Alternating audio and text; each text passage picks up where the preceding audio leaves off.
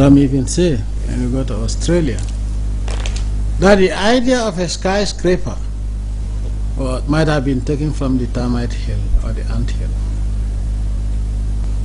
But you go to each region of the world, you realize that the termite hills are different. Why? Because the termite hill is built or adapted to the region. Why am I talking about it? As Gambians and as Africans, West Africans for that matter, we must build a country that is commensurate with our national objectives. We must build a society that conforms to our norms based on our spiritual values and our cultural values. Imagine there is an animal called anteater. Incidentally, also it lives in an abandoned termite hill.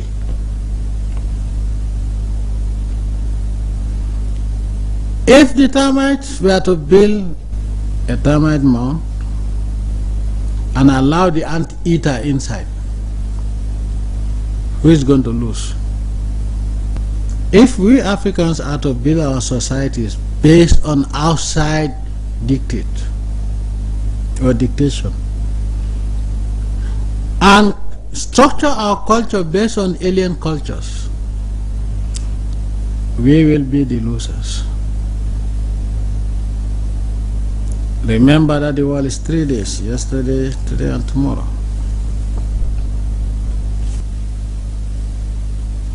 If Asians can become tigers to challenge the demigods,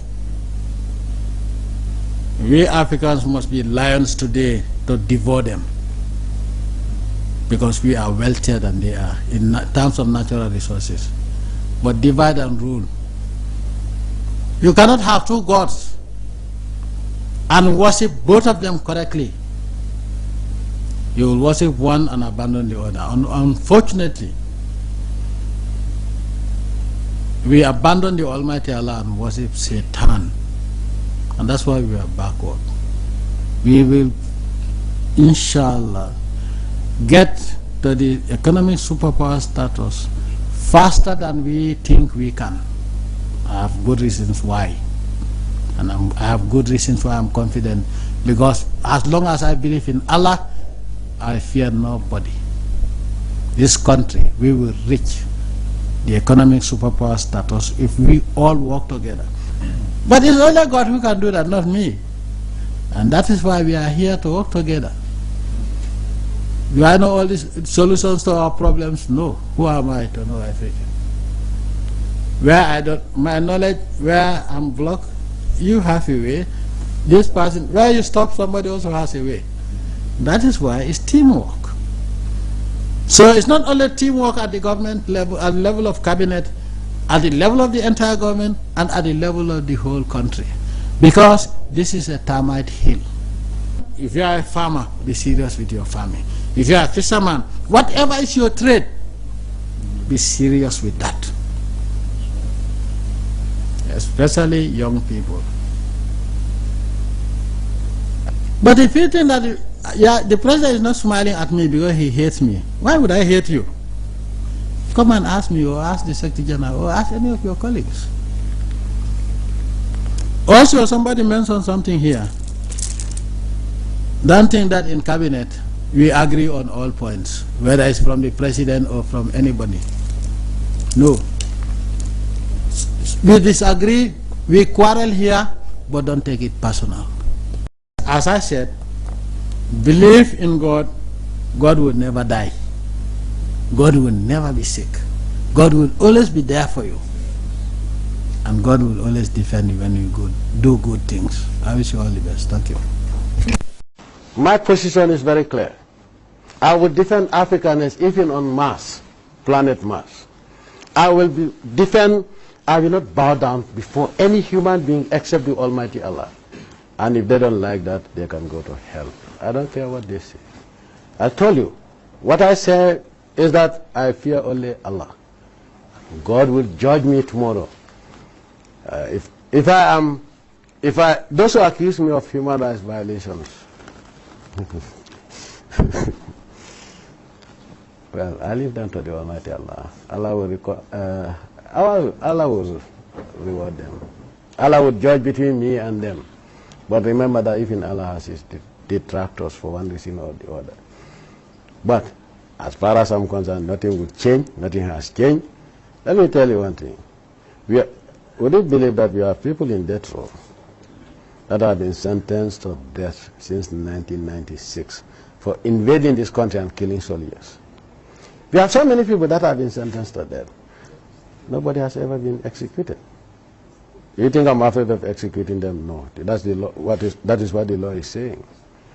So, if I don't execute people that have been condemned to death by law, you think I want to earn one-way ticket to hell by killing people that have not been tried by any court of law?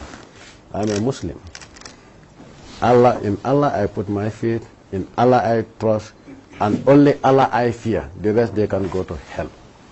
And can I ask you an international question? What do you think about the fate of Colonel Gaddafi, the manner in which he ended as president of Libya? Obviously, you're very close with Gaddafi's Libya. Yes, I was very close to Gaddafi and I was very far away from him towards the end. You heard of my statement and I stopped by that. His fate, if anybody thinks that they can use that to threaten anybody, they are making a grave mistake. What do you mean by that, sir? Allah decides who.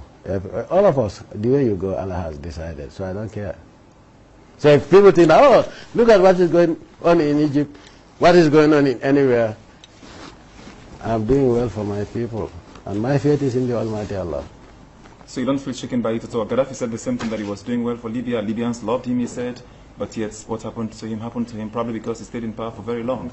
You don't feel in any way that Gaddafi's end is a lesson for African leaders? But Gaddafi didn't stay in power longer than the Western monarchies. Maybe the monarchs, for example, the Queen in England, the ceremonial only. Gaddafi was executive. Oh, it's ceremonial. What do you mean it's ceremonial? Well, the British stayed for 400 years in this country against the will of the Gambian people, and they were not hanged or shot in the Gambia. They were asked to leave. So, how long you stay in power does not determine your fate.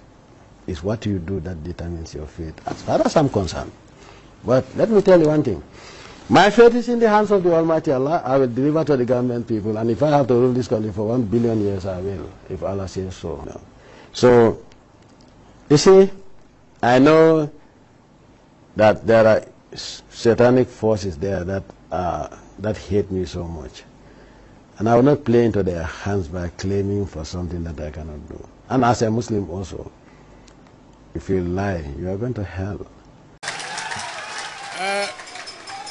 Youth of the Gambia, I recognize the presence of the Sierra Leonean youth. I live for you, I live for Africa, and I will die for Africa with pride.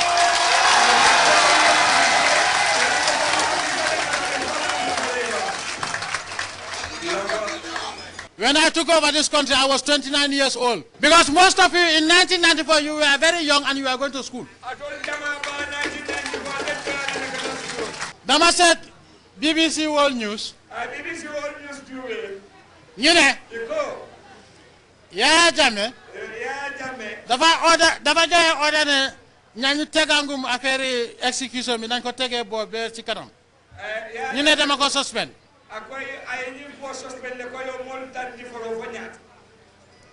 Waaye li ñu wax mooy ñu ne international community ñoo ma criticize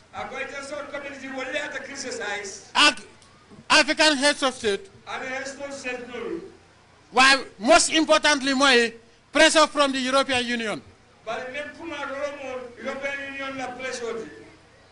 Do I look like anybody who will succumb to human pressure? No way. But if you, the Gambian people, because whatever I do it for your interest. I'm working for you, I live for you, I die for you.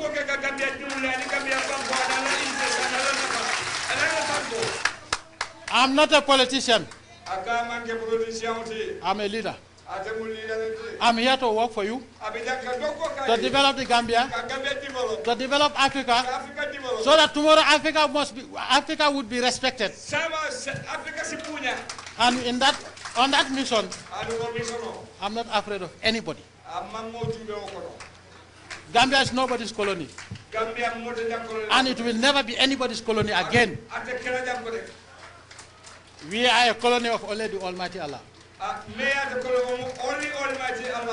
What we will get is Allah who is going to give it to us. What we don't have, Allah who has not given it to us, and we will continue to pray to the Almighty Allah to give it to us.